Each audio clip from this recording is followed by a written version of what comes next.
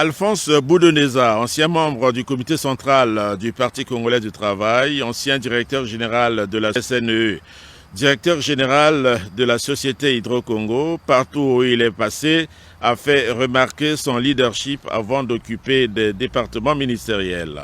Ce commis de l'État s'en est allé après avoir rendu des loyaux services à la nation. Alphonse Boudoneza ne se laissait pas ébranler par une quelconque considération.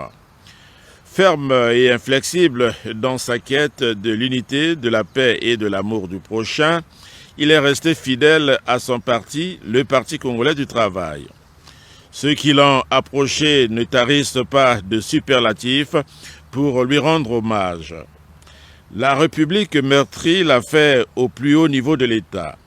11 heures, le président de la République, Denis Sassou Nguesso, arrive au Palais des Congrès, où le décor funeste est planté. L'assistance est suspendue à l'oraison funèbre lue par Michel Maïnga, vice-président du Sénat. C'est avec une émotion soutenue que nous venons ici saluer la mémoire d'un homme illustre.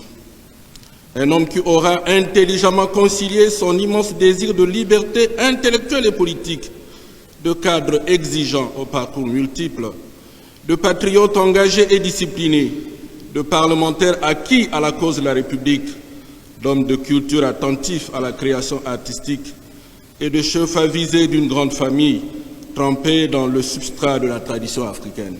Le chef de l'État, Denis Sassou Nguesso, s'incline devant le catafalque dans le hall du Palais des Congrès.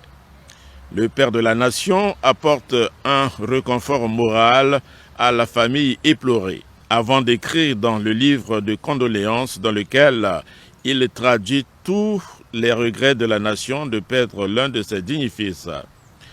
Geste complété par la visite de quelques œuvres d'art résumant la vie de l'illustre disparu. Après quoi, le chef de l'État a quitté le Palais des Congrès.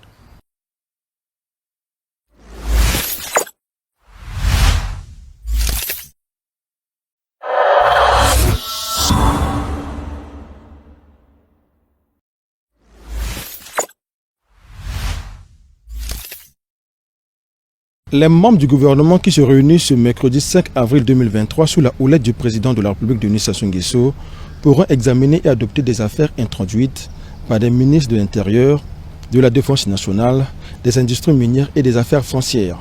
C'est ainsi que pour apporter des innovations et arrimer la police nationale aux enjeux de l'heure, le projet de loi modifiant certaines dispositions de la loi numéro 7-2011 du 2 mars 2011 portant statut spécial des personnels de la police nationale pourrait être examiné. Du côté du ministère de la Défense nationale, c'est le projet de loi modifiant et complétant certaines dispositions de la loi numéro 10-2021 du 27 janvier 2021 portant statut général des militaires et des gendarmes qui pourrait être aussi soumis à l'approbation des membres du gouvernement. 3 projets de décret portant renouvellement de certains permis de recherche minière pourraient être aussi passés au crible. Le ministre en charge des affaires foncières et du domaine public, quant à lui, pourrait proposer 2 projets de décret. L'un portant déclassement de la dépendance du domaine de l'État cadastré et l'autre portant cession à titre onéreux de la dépendance du domaine privé de l'État constitué de 2 terrains non bâtis du domaine privé de l'État cadastré. Enfin, les membres de l'exécutif pourront suivre 2 communications émanant respectivement du ministre des Industries minières et de la ministre du Plan, de la Statistique et de l'Intégration régionale.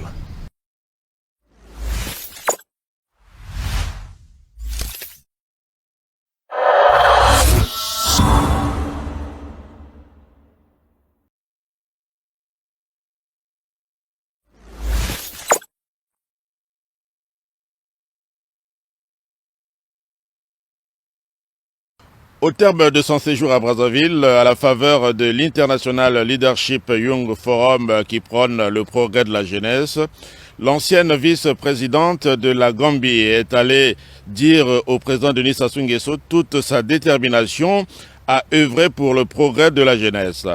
Elle a tenu à saluer le chef de l'État congolais pour la bonne tenue du forum sus-indiqué et pour des conclusions qui en découlent.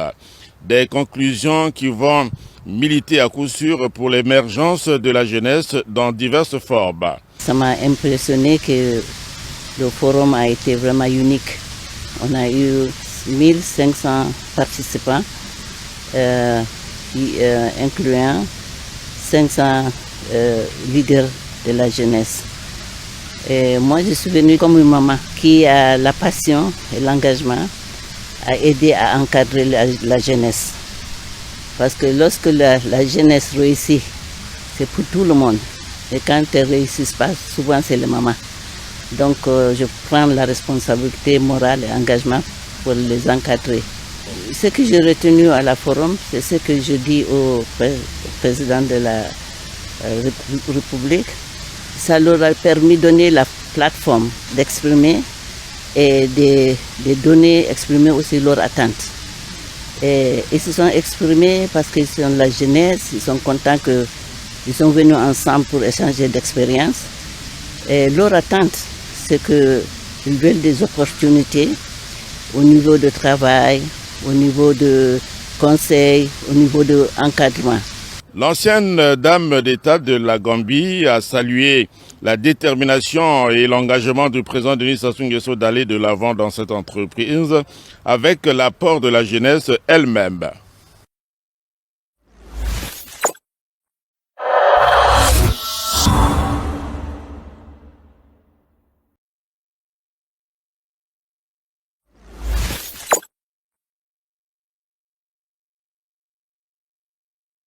C'est dans une ambiance fraternelle et conviviale que le président de la République, Denis Sassou Nguesso, s'est entretenu ce 31 mars 2023 avec l'ex-présidente de la transition en Centrafrique.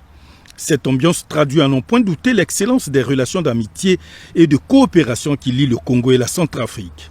À en croire Catherine Samba-Ponza, elle est venue échanger avec le chef de l'État sur le forum des jeunes leaders qui se tient présentement à Brazzaville. Je suis à Brazzaville parce que j'ai été invitée par le président du comité d'organisation du Brazzaville International Leadership des jeunes.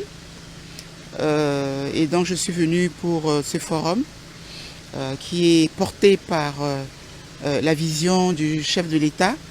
Donc je pensais qu'il était important de venir soutenir cette vision d'une jeunesse qui va prendre la relève des seniors pour transformer leur pays et transformer le continent. Et donc en étant là, le chef de l'État m'a fait l'honneur de me recevoir pour échanger sur cette vision, échanger également sur le forum qui a eu lieu hier avec les jeunes. J'ai partagé avec lui notre vision également de seniors, d'anciens chefs d'État engagés dans un dialogue intergénérationnel avec les jeunes pour les soutenir, pour les accompagner également dans leur cheminement vers leurs futures responsabilités. Peu avant la réception de Catherine Samba-Ponza, Denis Sassou Nguesso a reçu en audience Chantal Modeste Nono, cadre de la Banque africaine de développement, récemment élu au conseil d'administration de cette institution. C'est justement dans le cadre d'une visite de consultation qu'elle séjourne à Brazzaville. Je suis venue remercier le président de la République pour la confiance qu'il a faite en ma personne pour la nomination au conseil d'administration de la BAD. Donc j'ai pris fonction et je suis venue au Congo dans le cadre des visites de consultation avec le pays pour voir les préoccupations que le pays a et comment nous pouvons les accélérer au niveau de la BAD. La Banque africaine de développement est une institution financière multinationale de développement établie dans le but de contribuer au développement et au progrès social des États.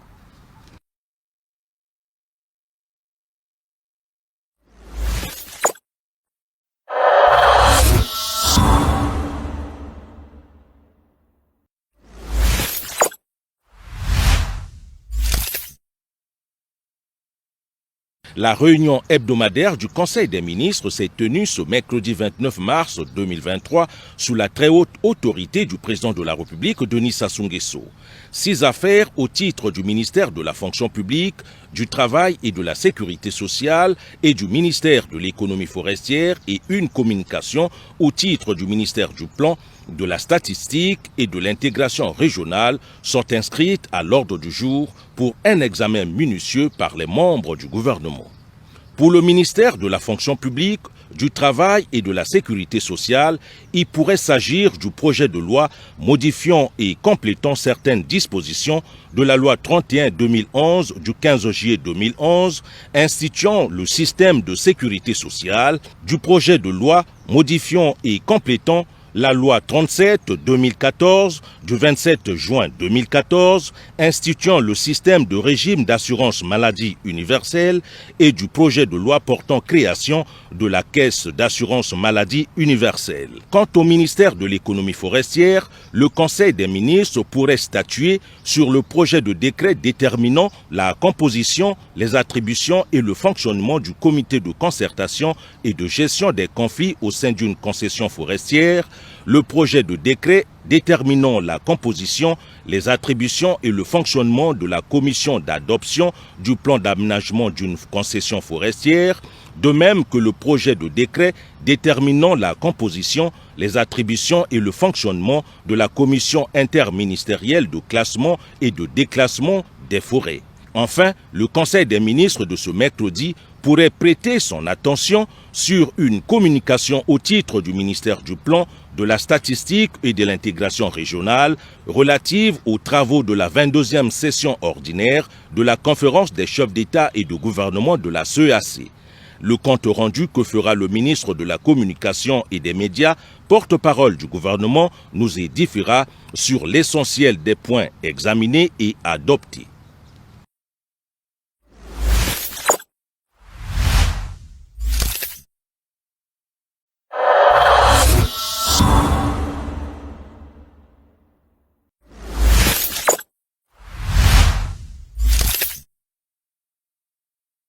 Venu participer à la 39e conférence de la jeunesse et des sports des pays ayant en partage la langue française, tenue à Brazzaville du 22 au 28 mars, Louise Moshikuwabo, secrétaire générale de l'Organisation internationale de la francophonie, s'est entretenue avec le président de la République, Denis Sassou Nguesso, ce mardi 28 mars.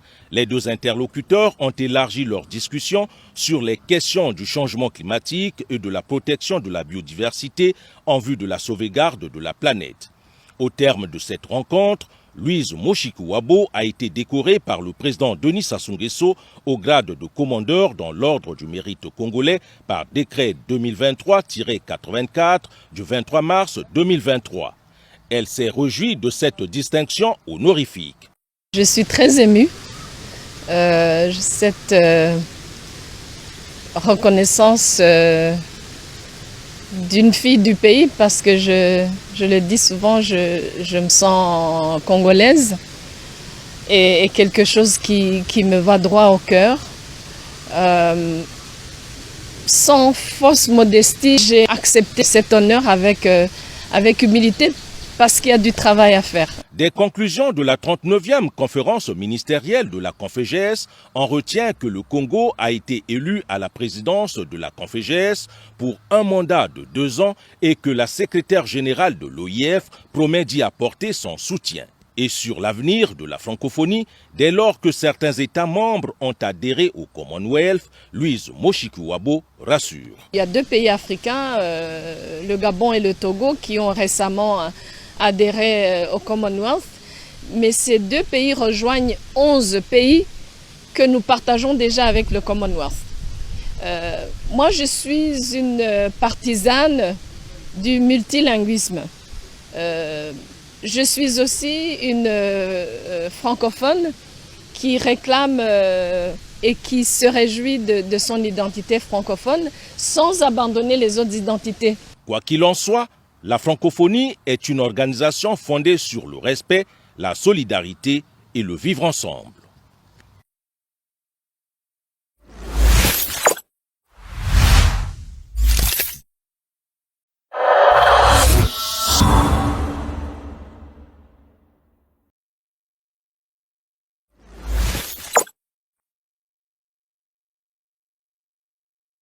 La situation sécuritaire en République démocratique du Congo, plus précisément à Kwamouth, tel est le sujet au menu de l'entretien que le président de la République, Denis Sassou Nguesso, a eu ce mardi 28 mars 2023 avec une délégation de l'épiscopat de la RDC conduite par l'archevêque émérite de Kinshasa.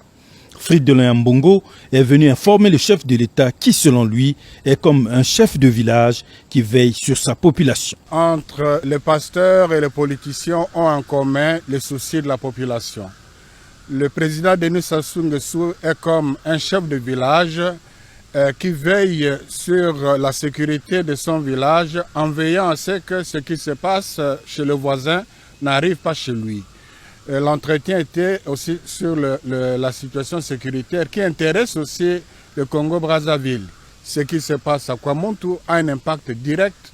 Il y a même un chef de village, Teke, qui a été poursuivi par des assaillants qui sont venus de l'autre côté jusqu'ici. Et le président Sassou sait que son éminence, le cardinal Ambongo, a effectué un voyage de prospection sur terrain pour palper du doigt cette situation sécuritaire à Kwamouth.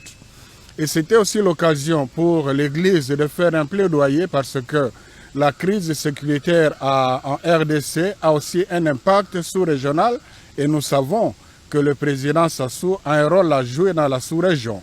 Et voilà pourquoi le pasteur que son éminence, le cardinal Ambongo, ne s'est pas empêché de faire un plaidoyer dans ce sens-là. Et c'était l'occasion pour les deux d'échanger sur la question d'intérêt commun. Fridolin Ambongo est un prélat catholique congolais. Il est archevêque de Kinshasa depuis sa nomination en 2018.